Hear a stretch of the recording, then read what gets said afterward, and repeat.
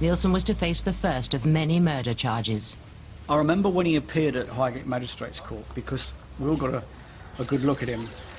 Nowadays, of course, they put raincoats over their heads. And I've always wondered whether the police made sure that Nilsen didn't have one to put over his head.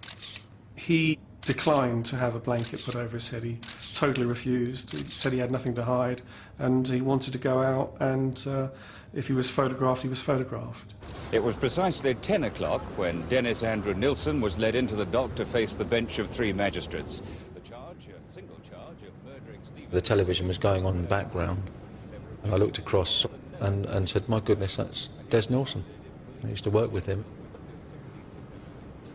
All these gruesome details are all unfolding, and they were all perpetrated by someone that I'd spent a year working with and sometimes socialising with.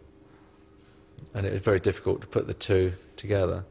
Within days of Nilsen's arrest, it emerged that the man who was one of Britain's worst ever killers had been a policeman just a few years before he murdered for the first time. We were both probationers together, and I was quite happy to go out and patrol with him, and I never felt uncomfortable with him at all. If I did, then I would have said something, but no, he was just an ordinary PC. In the years Dennis Nilsen killed, he was working as a civil servant. His uniformed careers as a policeman and a chef in the army were behind him. He lived alone in a respectable North London suburb and managed to lead what from the outside appeared to be a perfectly normal life. Had you met Nilsen before his arrest in February 1983, you would not have found him a remarkable person. He was intelligent, he was efficient, with a sensible job, had a pet dog, did ordinary things. It would never have occurred to anyone to think that he was dangerous. But that is what makes a case like this so interesting, because it reminds one that murder of this kind is a secret undercurrent. What started you off in 1978? That's something I've never stopped asking myself. Normally, when you have a murder, you have a motive. We tried to get from Nilsen some sort of explanation, but we couldn't get one. And Nilsen would turn it round on us, and he'd say, well, why do you think I did it? First time was 30th December 1978, after a bout of drinking at the Cricklewood Arms. Closing time, I was talking to this guy, and he became aware that I had a bottle at home, and he came there with me. In the morning, he was lying on top of the bed, fully clothed. On one of the beds, I was on the other bed. He was dead, and I came to the conclusion that I'd killed him. Why did you come to that conclusion? Because he was dead. I got the impression that he wanted to go. I wanted him to stay. The body was looked after. It was washed. It was put in a comfortable position. It was put into bed. This must have required some exertion, but this was the enjoyment for him. He then would leave him for the day, come back from work at the end of the day and say, guess what happened to me today? Have a conversation. It's all a very unpleasant, very weird, deeply disturbed fantasy. The identity of Dennis Nilsen's first victim has never been established. His second, 23-year-old Kenneth Ockenden, had gone missing in December 1979. He'd been the subject of a high-profile missing persons campaign, but he was killed the day he disappeared. Of the people that you killed in Melrose Avenue, can you remember the names? Yes, about 3. The second one was Ken Ockenden. His story was on TV. Kenneth James Ockenden emigrated to Canada with his parents in 1970. A quiet, neat, precise man, he was interested in photography and rock music. He stayed for a while in a hotel in London's King's Cross area until one damp and overcast Monday morning, shortly before he was due to return to Canada, he simply went missing. Ken was a tourist on holiday, alone in London. He met Nilsen one lunchtime in a pub. For one reason or another, they went back to Nilsen's flat, and I think Nilsen said he cooked him something to eat. On the 3rd of December 1979, Kenneth Ockenden left his hotel at between 9 and 10 in the morning. It was the last time he was positively seen alive. Ockenden announced that he was going to go home, if not that night, then the next morning, and that would be the end of the relationship. This, to Nilsen, was the red rag, because it was going to remove from his control, from his decision, whether or not this friendship should continue. Ken was sitting in Nilsen's flat, having a drink, listening to music, had some headphones on. Nilsen got hold of the wires on the headphones and strangled him. In December of last year, the police said there was a strong possibility that Kenneth Ockenden had been murdered. There has, up until now, been no trace of the missing man. Ockenden was killed in order that he should be kept, in order that Nilsen should exercise his right, in his warped mind, to decide that this is somebody whose company he wanted to keep. In relation to the victims of Dennis Nilsen, they have been perceived by the press as misfits, and sometimes, you know, there's a perception that they were all homosexual, but this wasn't the case. Some were tramps, some were homosexual, some were rent boys, some were completely straight people that had gone back to his house, and he was a trained chef, and one of his ploys would be, come back to my place for a meal, I'll give you a decent meal. Martin would always say, oh, I'm in catering, I like doing this cookery or whatever. He used to do most of the meals, especially at Christmas time, the Christmas dinners.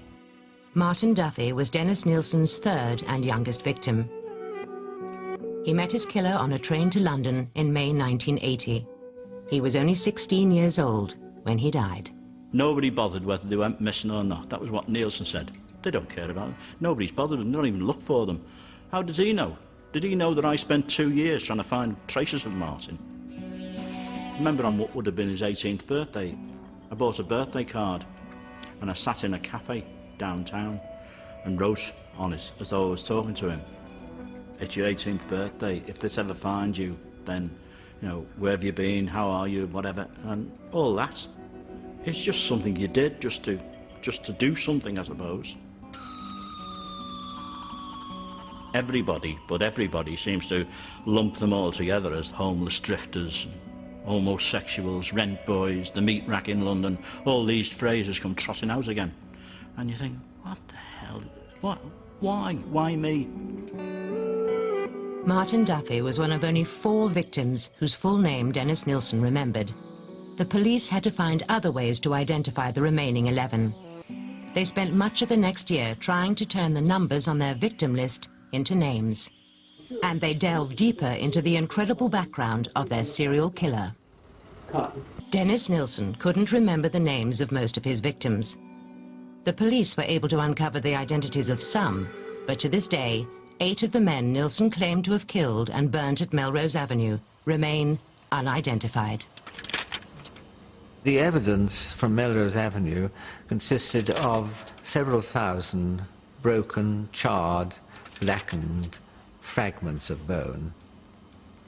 An anatomist found that there were 6 bones from the lower end of one arm. So she was able to say without doubt that there were, academically, 6 people involved in the deaths that occurred at Melrose Avenue. We had perhaps more hopes of identifying more of the victims than we actually did. At Cranley Gardens, there was more for the medical team to go on. One of the bodies from Cranley Gardens had the scar on both sides of the jaw from an old fracture. The police checked the missing persons list, and they found there was a man, Graham Allen, who, according to his girlfriend, had been involved in a fight. With the help of the odontologist, we were able to fit a denture which he should have collected from his dentist, but had never done so. There was no doubt about it that this was Graham Allen. Graham Allen was 28 and on a missing persons list when he met Nilsen in the West End of London. He went back with him to Cranley Gardens and was killed that night. There was only one victim where identification of cause of death was made, and that was in the case of Stephen Sinclair, where massive hemorrhages in the skin of the face were clearly indication of strangulation.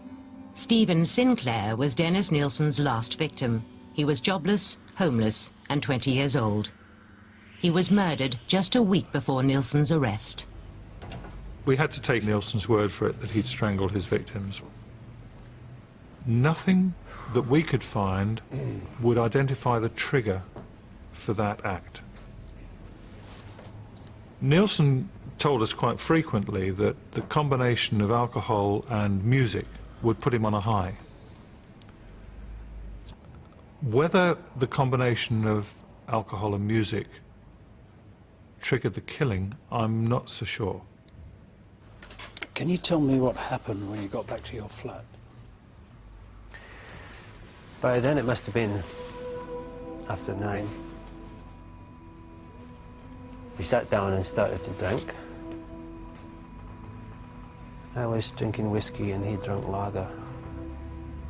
He was later sitting in the lounge, starting to nod off. I can't remember anything else until I woke up the next morning. He was still in the armchair and he was dead. On the floor was a piece of string with a tie attached to it. I know I must have killed him. One of the things that we were looking for was evidence of premeditation. Where did you keep this piece of string? Must have made it up that night.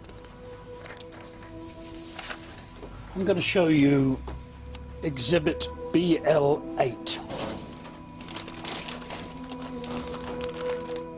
Is that what you're talking about?